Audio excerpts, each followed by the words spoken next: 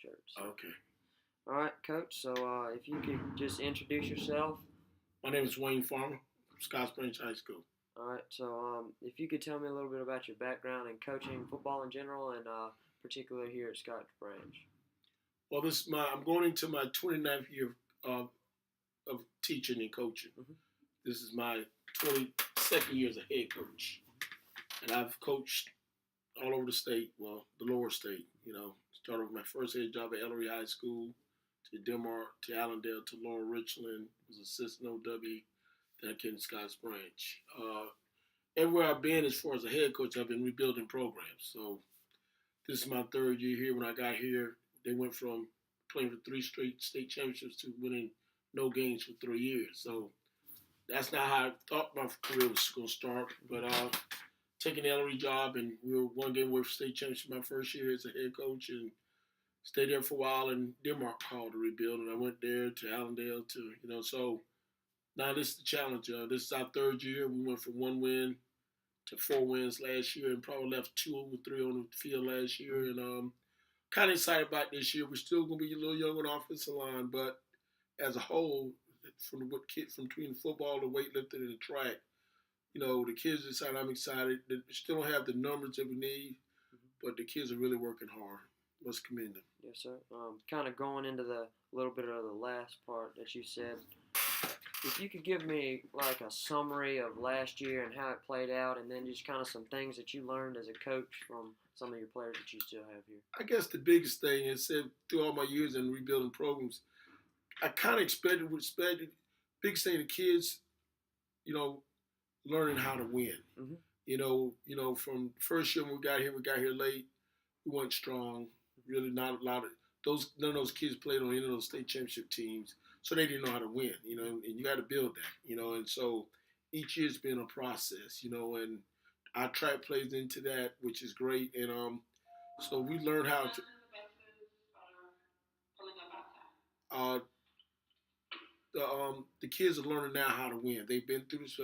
Like I said, we left a couple on the field that we should have won last year, but that's also a learning process. So as a whole, I think with our experience, and a lot of these guys who are seniors now, this is their third year starting. Mm-hmm. All my seniors started for 3 years. This is the third year. So, and now we had a freshman quarterback last year to play 11 games, so he's not a rookie anymore. And we had another freshman linebacker end up starting when our starting linebacker went down. So experience is the best teacher and the best way of winning. So now they understand what it takes to get to the next level, as far as now getting to a winning season and competing for a championship. Just kind of looking at, as you said, some inexperience on the offensive line. Specifically, the 2 larger guys that you missed out on that graduated last year. Could you kind of give a little outlook on the guys that you have coming up to step in their spots? Yeah, be honest, really, this senior class and below were pretty much my ball players. We lost a couple good seniors, but as a whole, our nucleus is back. Andre Brown, 6'2", 220 linebacker, tight end. He's being heavily recruited. Grades, very good student grades. Malik Kors, a 3-year starter on offensive defensive line. Jaquan Dingle also. Kevin Johnson, running back.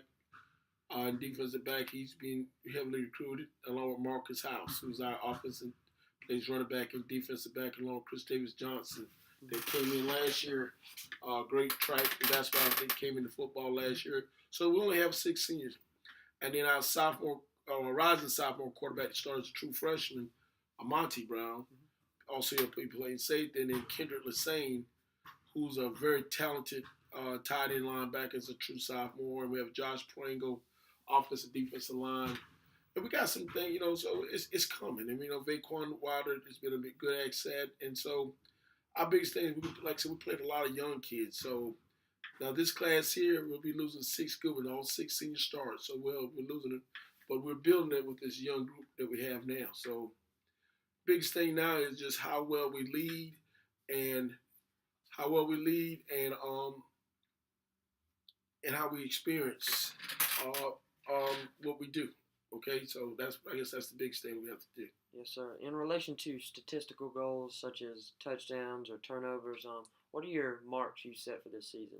Well, each week we go in with a certain goal on defense and offense, whether it's how many 3-and-outs on defense, goose egg, not letting them score, interceptions, how many yards we don't want to allow as far as rush or pass. Offensively, we give them how many yards we want to rush for, how many yards we want to pass for, controlling the clock, stuff like that. We look at time possession. So those things that we set goals each week more so than a year. But as a season, we set it week by week. Well, as you said, looking at the schedule, you go week by week. Are there any particular games or teams on this year's schedule that you and your players are looking forward to? No, and I don't want them to do that because I want to take each game.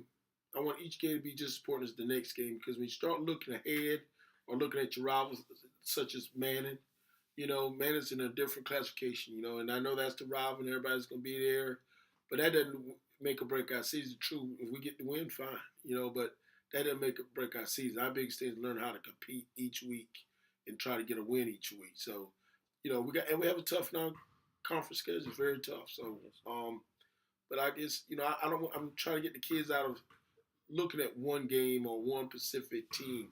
Each game's gonna matter, especially when we get to region play. At the end of the season, I sent out a letter. Our first goal is to win the first game. Immediate goal is to win the first game. Our short-term goal is to win the region, and our long-term is to win the state championship. So that's how we look going into the season. I try to prepare mentally and physically. Yes, sir. You spoke that your team was you had a few inexperienced guys, but as a whole, your nucleus was back. Do you feel anything in particular needs to be improved from last season to this season? Our biggest thing is going to be the loss. Our biggest weakness this year is going to be offensive line.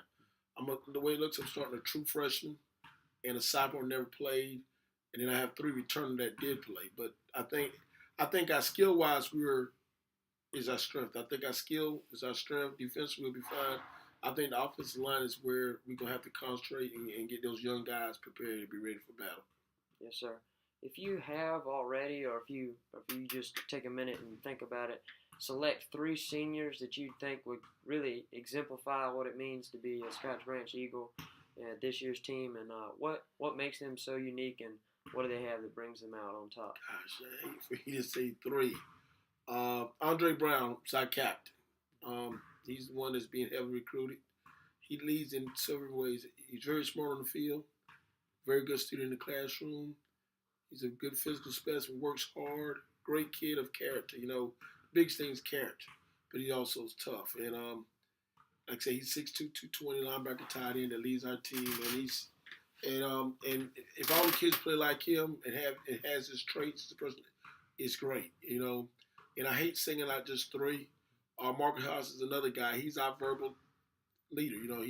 He's the one I can count on if someone's down, if he needs to get on another senior, whatever. He steps up. He's our running back, defensive back, and he's more of our verbal leader that's not scared to, get in your face or challenge you. And that's, and then Jaquan Dangle is a 3-year starter. I've seen him grow physically and mentally into one of our best leaders also. And he's small in size, big in heart, and he's really playing a position really that he's too small for, but he's been all-conference guard for the last 3 years. And I have Chris Davis-Johnson, another great man of character. It's going to be our sleeper this year, quarterback, receiver, and defensive back. First year playing football was last year. So Kevin Johnson, 6'2", 6'1", 210, 444, the track star, along with Chris Davis. Big boy. Now he's going to be playing both sides of the ball. And then you have Malik Core, another 3-year starter that's very strong on offense, defensive line. I mean, it's just hard to leave any of those. It's only 6 of them. And so, and like I say, I don't like to put anyone else but other, but each all lead in each different way. As you said, you kind of have your team goals throughout the week, but if you could kind of have a mindset or a motto that you want your players to enter the season with and leave the season with, what would it have to be? Expect to win. It's the biggest thing. We have different sayings during the week. Pain is temporary and pride is forever that we live by. The way we practice, the way we work. But expect to win is what we break on, and family and pride. So that's our motto. Each week we want to go in to win. We're not playing to win. We want to expect to win. And that's how you become. That when the teams I built and had a lot of success with, it wasn't going in playing to win, because you can play to win, but you can play to lose. expecting to win is what we're going in. We're going in each week now, we're confident that we can get the win, knowing what it takes. We've been through the adversity, so we understand now. So that's our motto: expect to win. Yes, sir. That was good. Appreciate it.